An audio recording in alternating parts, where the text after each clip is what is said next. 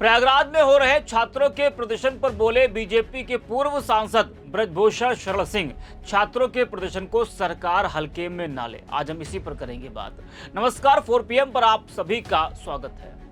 UP उपचुनाव से पहले इस वक्त प्रदेश में काफी हलचल है। एक तो चुनावी माहौल और दूसरा चुनाव से ठीक पहले, मतदान से ठीक पहले प्रयागराज में छात्रों का बड़ा प्रदर्शन। इस प्रदर्शन ने बीजेपी को पूरी तरह से हिला कर रख दिया है, क्योंकि इसका असर चुनाव पर भी पड़ने वाला है। बता दें कि यूपीपीएससी द्वारा पीसीएस 2024 और आरओ 2023 प्रारंभिक परीक्षा को 2 दिन में आयोजित करने के लिए निर्णय के खिलाफ है, जिसको लेकर सियासी पारा इस वक्त हाई है। तीसरा दिन है आज, और आज भी आंदोलन लगातार जारी है। महाकुंभ से पहले प्रयागराज में छात्रों का महाकुंभ देखने को मिल रहा है, जिससे बीजेपी की नींद इस वक्त उड़ी हुई है। अब प्रयागराज में हो रहे छात्रों के प्रदर्शन को लेकर कैसरगंज से बीजेपी के पूर्व सांसद ब्रजभूषण शरण सिंह ने जो बयान दिया है, उस बयान की चर्चा इस वक्त जोरों से हो रही है। जी हाँ, ब्रजभूषण शरण सिंह जो हमेशा चर्चा में बने रहते हैं, उन्होंने छात्रों के प्रदर्शन पर एक बड़ा बयान दिया है, जिससे राजनीतिक गलियारों में उस बयान की चर्चा तेज होने लगी है। आपको बता दें कि ब्रजभूषण शरण सिंह ने कहा कि सरकार से मेरा अनुरोध है, बच्चों की जो मांग है उस पर गंभीरता से विचार करना चाहिए, इसे हल्के में सरकार ना ले। जहां ये बात कही है ब्रजभूषण शरण सिंह ने कि सरकार इसको हल्के में ना ले। जरा आप भी सुनिए कि ब्रजभूषण ने क्या कुछ कहा है। इसमें एक विद्यार्थी लगातार धरने बैठे हैं, प्रदर्शन कर रहे हैं, इसको लेकर के कैसे देखते हैं? देखिए, मेरा एक आग्रह है सरकार से, बच्चों के जो मांग है उस पर बहुत गंभीरता पूर्वक विचार करना चाहिए और सहानुभूति पूर्वक विचार करना चाहिए। इसको हल्के में नहीं लेना चाहिए। लगातार प्रदर्शन कर रहे हैं विद्यार्थी, यही, इसको हल्के में नहीं लेना चाहिए। कुछ गलती शायद पुलिस वालों से इलाहाबाद में हो गई, जी लाठीचार्ज भी हुआ, तो जिसको लेकर के छात्र इस समय काफ़ी आंदोलनरत हैं। बच्चे हैं, अपने ही बच्चे हैं, इसको गंभीरतापूर्वक लेना चाहिए। आज देखिए, उनको ये मालूम होना चाहिए कि इस देश के गृह मंत्री का नाम अमित शाह और इस देश के प्रधानमंत्री का नाम नरेंद्र मोदी है, और मोदी जी ने या अमित शाह जी ने या भारत की सरकार ने अपनी नीति को उन्होंने बदल दिया है, और कई घटनाएं ऐसी घट चुकी हैं।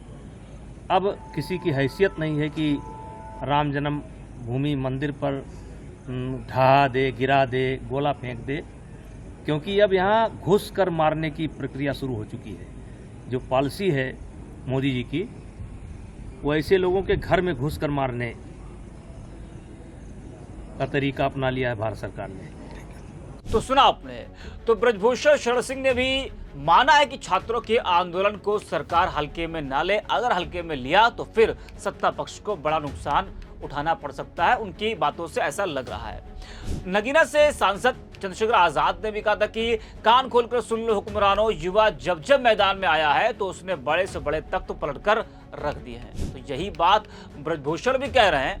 हालांकि उन्होंने इस तरह से तो नहीं कहा, लेकिन उन्होंने जिस तरह से कहा कि छात्रों के प्रदर्शन को सरकार हल्के में ना ले, या उनकी इस बात से ये समझा जा सकता है कि उनको भी लगता है कि इस आंदोलन से बीजेपी को नुकसान हो सकता है, और आने वाले उपचुनाव पर भी इसका असर साफ दिखाई पड़ सकता है, क्योंकि वक्त बहुत कम बचा है और 20 तारीख को मतदान होना है। मतदान से ठीक पहले, 4-5 दिन पहले जो प्रयागराज का माहौल है वो आप देख रहे हैं, इसका असर चुनाव पर देखने को मिल सकता है, जानकार ऐसा कह रहे हैं। बता दें कि उत्तर प्रदेश लोक सेवा आयोग के बाहर प्रतियोगी छात्रों का विरोध प्रदर्शन सोमवार से लगातार जारी है।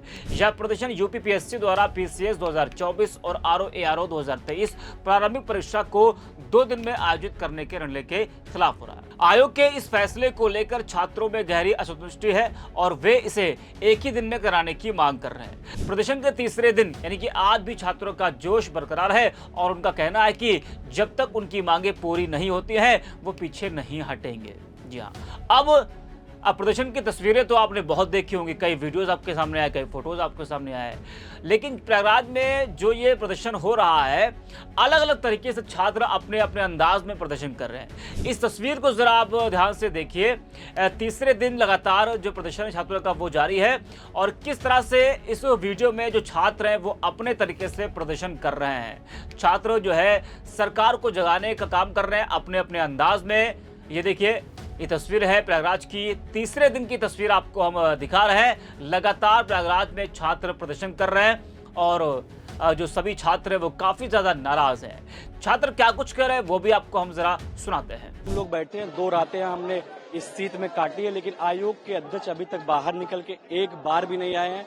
ना वो हमारी समस्याएं सुनने के लिए आ रहे हैं, कोई बातचीत हो ही नहीं रही है। आयोग के अध्यक्ष 3 दिन से कहाँ गायब है हमें खुद नहीं पता है। आज हम लोग का तीसरा दिन है सर। जब तक 1 डे 1 शिफ्ट का नोटिस नहीं आ जाएगा, अनवरत ये धरना हमारा चलता रहेगा। कल आए, परसों आए, 3 दिन बाद आए, 10 दिन बाद आए, महीने बाद आए, जब तक नोटिस नहीं आएगा यहाँ से नहीं हटेंगे।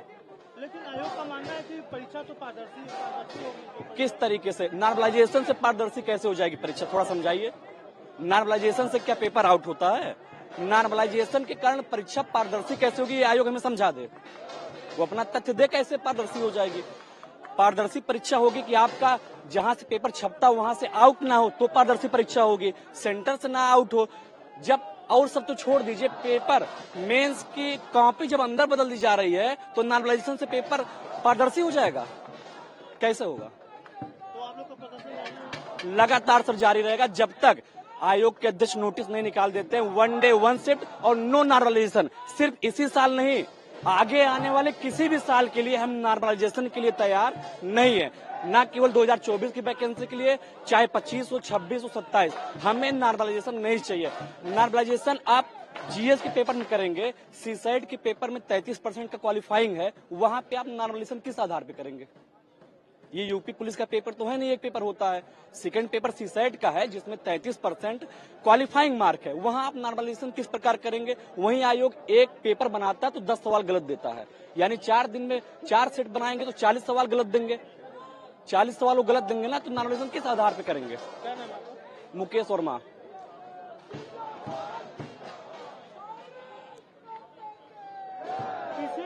यारो परीक्षा को लेकर आज आप लोग का प्रदर्शन आज भी जारी है, क्या कुछ बात हुई, क्या निकला?